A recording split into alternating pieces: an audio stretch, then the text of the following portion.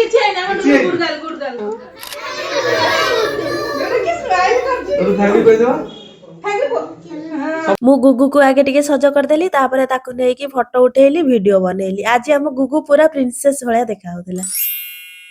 ମୋ ଧନଟା ସମସ୍ତଙ୍କର ଫ୍ୟାନ୍ ଥାନ୍ତି ତାଙ୍କ ଭିତରୁ କେହି କେହି ବିଗ ଫ୍ୟାନ୍ ଥାନ୍ତି। ଇଏ ହଉଛି ମୋର ଏକମାତ୍ର ବିଗେଷ୍ଟ ଫ୍ୟାନ୍ ଆମ ଝିଅ ଗୁଡି। ଏମିତି ମାନେ କୋଉ ଭିଡିଓ ନାହିଁ ସିଏ ମୋର ଦେଖିନି। ଆଉ ଗୁରୁ ହଉଛି ଆମ ଘରେ ଏକମାତ୍ର ସଂସ୍କାରୀ ପିଲା।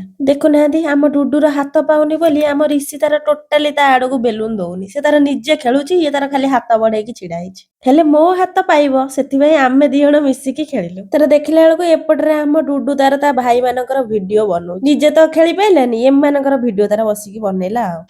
ତାପରେ ତା ମାମୁଁ ମାଉସୀ ଭାଇ ଭଉଣୀ ସମସ୍ତଙ୍କ ସାଙ୍ଗରେ ମିଶିକି ଖେଳୁଥିଲା। ତାକୁ ସେଥିରେ ବି ବେଲୁନ ଦେଲେନି ସେ ରାଗିକି ତାର କାନ୍ଦିକି ପଳେଇଲା।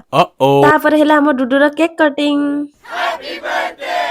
ଆମ ମାନି ଭାଉଜ କେକ୍ ତିଆରି କରନ୍ତି। ସେ ଡୁଡୁ ପାଇଁ ଗୋଟେ କେକ୍ ନେଇକି ଆସିଥିଲେ ଆଉ ଗୋଟେ ନନା ଭାଉଜ ମାର୍କେଟରୁ ନେଇକି ଆସିଥିଲେ। ଆମ ଗେଲିକୁ ଟାଣି ଘୋଷାରିକି ସନ୍ଧ୍ୟା ବେଳୁ ଯେମିତି ଫଟୋ ଉଠଉଥିଲୁ ସେ କେକ୍ କାଟିଲା ବେଳେ ସେ ପୁରା ଟାୟାର୍ଡ ହେଇଯାଇଥିଲା। ଏଠି ଆମ ଡୁଡୁକୁ ତାର ମାଉସୀ ବସିକି କେକ୍ ଖୁଆଇ ଦଉଥିଲା। ଆପଣ ମାନେ ଭାବୁଥିବେ ଏତେ ଛୋଟ ମାଉସୀ କଣ? ଇଏ ହଉଛି ଭାଉଜଙ୍କର ଦାଦାଙ୍କର ଝିଅ ସେଥିପାଇଁ ସିଏ ଏତେ ଛୋଟ। ଦେଖିପାରୁଥିବେ ଆପଣ ମାନେ ଏଠି ଆମର ପିଲାମାନେ ଏଞ୍ଜୟ କରି କେକ୍ ଖାଉଛନ୍ତି। ତାଙ୍କର ଖାଇବାରେ ସେମାନେ ବହୁତ ବ୍ୟସ୍ତ। ସିଏ ଆଉ କିଛି ଦେଖୁନାହାନ୍ତି ଏଠି କଣ ହଉଛି କଣ ନାହିଁ। ତାପରେ ଲିଟୁଅନା ମତେ ଆଣିକି ଧରେଇଦେଲେ କେକ୍ କହିଲେ ନେ ତୁ ବି ଖାଇଦେ। ଆପଣଙ୍କ ଆଗରେ ମୁଁ ଏତିକି ଧରିଛି ହେଲେ ତାପରେ ବି ମୁଁ ଆଉ ଥରେ ଆଣିକି ମେଞ୍ଚି ଖାଇଦେଲି।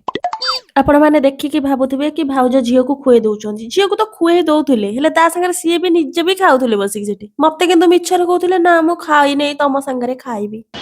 ଆମର ମେନ୍ୟୁରେ ହେଇଥିଲା fried rice dal fry paneer kofta mix veg chilli କୋବି ଫିଙ୍ଗର ଚିପ୍ସ ପୁରୀ ସାଲାଡ ଆଉ କ୍ଷୀରି। ସବା ଲାଷ୍ଟରେ ଯାଇକି ମୁଁ ଖାଇଥିଲି କାହିଁକି ନା ଯେତିକି କେକ୍ ଗିଳିଥିଲି ଆଉ କୋଉ କୋଣ ଅନୁକୋଣରେ ଜାଗା ନଥିଲା। ତାପରେ ଜଣ ଜଣ କରିକି ସମସ୍ତେ ନିଜ ନିଜ ଘରକୁ ପଳେଇଲେ। ଆମେ ସମସ୍ତଙ୍କୁ ଟାଟା ବାଏ ବାଏ କରିଦେଇକି ପାଶୋରି ଦେଇକି ଆସିଲୁ।